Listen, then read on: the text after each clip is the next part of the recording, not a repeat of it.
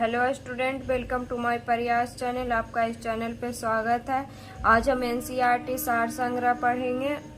आज हम लोग एनसीईआरटी सार संग्रह पढ़ेंगे और एनसीईआरटी सार संग्रह में हम लोग बायोलॉजी पढ़ रहे थे और बायोलॉजी में आज हम लोग चैप्टर पढ़ेंगे डिजीज एंड ट्रीटमेंट, जिसको इंग्लिश में हिंदी में बोलते हैं रोग एवं उपचार। और ये एग्जाम के पॉइंट ऑफ व्यू से बहुत ज़्यादा इम्पोर्टेंट चैप्टर है। तो चाहे तो कोई भी एग्जाम हो, तो बीपीएससी का कोई भी एग्जाम हो या अदर कोई भी कंपटीशन एग्जाम हो स्टूडेंट, ये एग्जाम के पॉइंट ऑफ व्यू से बहुत ज़्यादा इम्पोर्टेंट चैप्टर है। तो आज हम इसको पढ़ेंगे। तो देखते हैं इसमें क्या क्या पढ़ना और इसमें क्या क्या इम्पोर्टेंट क्वेश्चन है। तो स्टार्ट करते हैं स्टूडेंट। फर्स्ट क्वेश्चन है, पानी से भय नामक बीमारी किसके द्वारा उत्पन्न होती है? तो पानी से भय, जिसको इंग्लिश में बोलते हैं हाइड्रोफोबिया, तो पानी से भय नामक बीमारी किसके द्वारा उत्पन्न होती है? तो ये विषाणु के द्वारा उत्पन्न होती है। नेक्स्ट क्वेश्चन है स्टूडेंट, मस्तिष्क तथा मेरुरज्जु पर चढ़ी झिल्ली में सूजन आ जाना किस रोग के लक्षण है? तो मस्तिष्क और मेरुरज्जु पर चढ़ी झिल्ली में सूजन आ जाना किस रोग के लक्षण है? मेनिंजाइटिस के लक्षण है। नेक्स्ट क्वेश्चन है, शिशुओं में अतिसार का क्या कारण है? तो शिशु में जो अतिसार होता है इसका क्या कारण है? तो इसका कारण है रोटा वायरस। नेक्स्ट क्वेश्चन है स्टूडेंट, बातोन्माद हिस्टीरिया रोग सामान्यतः युवा महिलाओं को प्रभावित करती है। तो यहाँ पे हिस्टीरिया जो रोग है किसको सबसे ज्यादा प्रभावित करती है? तो हिस्टीरिया रोग जो सामान्यतः युवा महिलाओं को प्रभावित करती है। नेक्स्ट क्वेश्चन है, अंध बिंदु या पीत बिंदु आंख के किस भाग में पाए जाते हैं? तो अंध बिंदु या पीत बिंदु आंख के किस भाग में पाए जाते हैं? तो दृष्टि पटल में पाए जाते हैं, जिसको इंग्लिश में बोलते हैं रेटिना। तो अंध बिंदु या पीत बिंदु आंख के किस भाग में पाए जाते हैं? तो रेटिना में पाए जाते हैं। नेक्स्ट क्वेश्चन है स्टूडेंट, आंखों में प्रकाश तरंगे किस स्थान पर स्नायु उद्वेगों में परिवर्तित होती है? तो आंखों में प्रकाश तरंगे है जो किस स्थान पर स्नायु उद्वेगों में परिवर्तित होती है? तो दृष्टि पटल में होती है। नेक्स्ट क्वेश्चन है, सिलिकोसिस रोग किस अंग से संबंधित है? तो सिलिकोसिस जो रोग है ये फेफड़ा से संबंधित है। नेक्स्ट पॉइंट है स्टूडेंट, ट्रिपल एंटीजन वैक्सीन नवजात शिशु को कुकर खांसी, टिटनेस और डिप्थीरिया रोगों से प्रतिरक्षित करने के लिए लगाई जाती है। तो यहाँ पे क्वेश्चन क्या है स्टूडेंट कि ट्रिपल एंटीजन वैक्सीन नवजात शिशु को, ट्रिपल एंटीजन जो वैक्सीन होता है नवजात शिशु को लगाई जाती है और ये किस किस रोग के लिए लगाई जाती है? तो कुकर खांसी, टिटनेस और डिप्थीरिया रोग से प्रतिरक्षित करने के लिए लगाई जाती है। नेक्स्ट क्वेश्चन है स्टूडेंट, मलेरिया रोग किस जीव कारण होता है? तो मलेरिया रोग किस जीव के कारण होता है? तो प्रोटोजोआ के कारण होता है। भोजन विषाक्तता किस जीवाणु के कारण उत्पन्न होती है? तो भोजन जो विषाक्तता होती है सैलोमोनेला बैसिलाई के कारण उत्पन्न होती है। तो भोजन विषाक्तता किस जीवाणु के कारण उत्पन्न होती है? तो सैलोमोनेला बैसिलाई के कारण उत्पन्न होती है। नेक्स्ट पॉइंट है स्टूडेंट, मम्स, रेबीज एवं हर्पीज आदि विषाणु जनित रोगों के समूह में आते हैं। तो मम्स, रेबीज एवं हर्पीज जो है किस रोग के समूह में आते हैं? तो विषाणु जनित रोगों के समूह में आते हैं। नेक्स्ट क्वेश्चन है स्टूडेंट, जल में किसकी अधिकता के कारण इटाई रोग होता है? तो जल में किसकी अधिकता के कारण इटाई रोग होता है? तो कैडमियम के कारण होता है। नेक्स्ट क्वेश्चन है, फेनिलकीटोन्यूरिया रोग किससे संबंधित है? तो फेनिलकीटोन्यूरिया रोग जो है मानसिक जड़ता से संबंधित है। फेनिलकीटोनुरिया जो रोग है किससे संबंधित है? तो मानसिक जड़ता से संबंधित है। पोटेशियम अल्पता किससे संबंध है? तो पोटेशियम जो अल्पता है ये निम्न रक्तचाप से संबंधित है। मलेरिया से कौन सा अंग प्रभावित होता है? तो मलेरिया से जो है कौन सा अंग प्रभावित होता है? तो पलीहा होता है।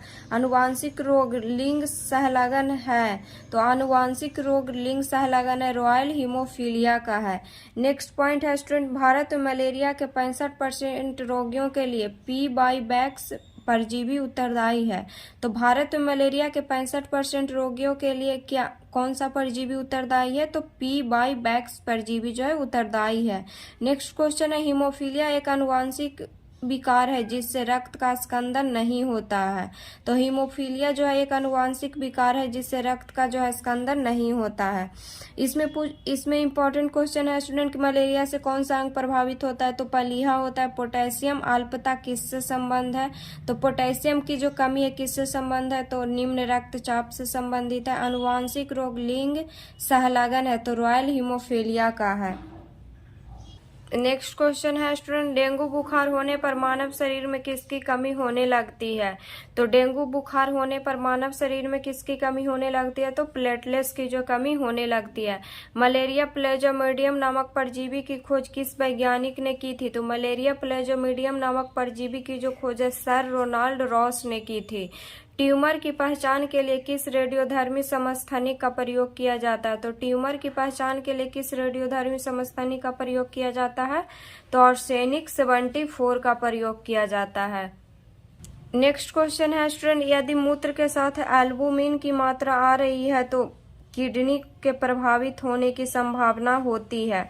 तो यदि मूत्र के साथ एल्बुमिन की मात्रा आ रही है तो क्या प्रभावित होने की संभावना होती है, तो ब्रीक, जिसको इंग्लिश में बोलते हैं, किडनी के प्रभावित होने की संभावना होती है। नेक्स्ट क्वेश्चन है स्टूडेंट, साल्क टीका किस रोग से संबंधित है, तो साल्क जो टीका है ये पोलियो से संबंधित है। साल्क टीके का आविष्कार जोन्स साल्क ने वर्ष 1952 में किया था। तो साल्क टीका का आविष्कार किसने किया था स्टूडेंट, तो जोन्स साल्क ने किया था, 1952 में किया था। और साल्क टीका किस रोग से संबंधित है, तो पोलियो से संबंधित है। नेक्स्ट क्वेश्चन है स्टूडेंट, एथलीट फुट नामक बीमारी किससे होती है, तो एथलीट फुट नामक बीमारी होती है फफूंदी से। नेक्स्ट क्वेश्चन है स्टूडेंट, मनुष्य के शरीर में रक्त प्रवाह की गति मापने के लिए किस रेडियो एक्टिव तत्व का प्रयोग किया जाता है, तो मनुष्य के शरीर में रक्त प्रवाह की गति मापने के लिए किस रेडियो एक्टिव तत्व का प्रयोग किया जाता है, तो रेडियो सोडियम का प्रयोग किया जाता है। नेक्स्ट क्वेश्चन है, पॉलिश युक्त चावल के सेवन से कौन सा रोग होने की संभावना होती है, तो पॉलिश युक्त चावल के सेवन से कौन सा रोग होने की संभावना होती है, तो बेरी होती है। प्लेज्मोडियम परजीवी का वाहक जीव कौन है, तो प्लेज्मोडियम परजीवी का जो वाहक जीव है यह है मच्छर है। नेक्स्ट क्वेश्चन है स्टूडेंट, प्लेज्मोडियम परजीवी का वाहक जीव कौन सा है, तो मच्छर है। हानिकारक विकिरण से मनुष्य के अंगों में से मस्तिष्क सबसे कम तथा आंख सबसे अधिक प्रभावित होता है।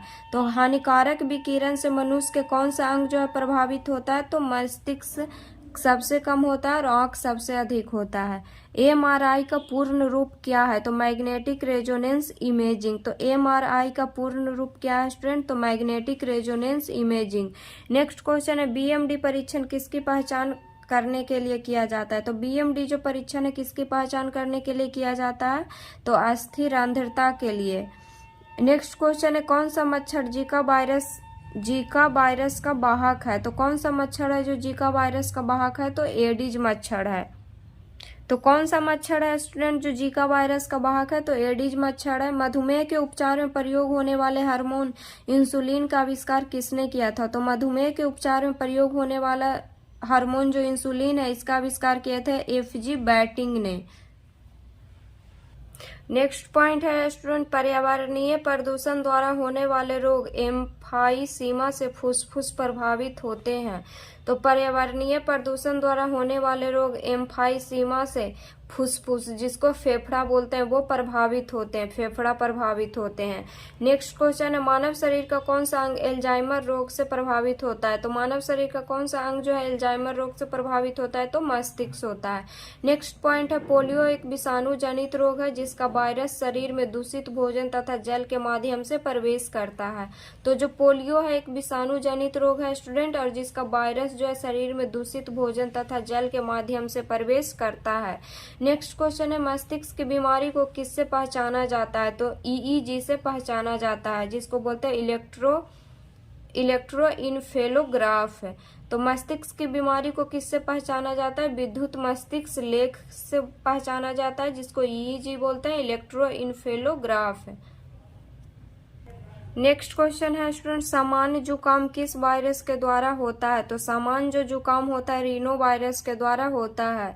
एनोस्नीमिया नामक रोग किससे संबंधित है? तो सूंघने की शक्ति की कमी से संबंधित है। एनोस्नीमिया जो रोग है किससे संबंधित है? तो सूंघने की शक्ति की कमी से संबंधित है।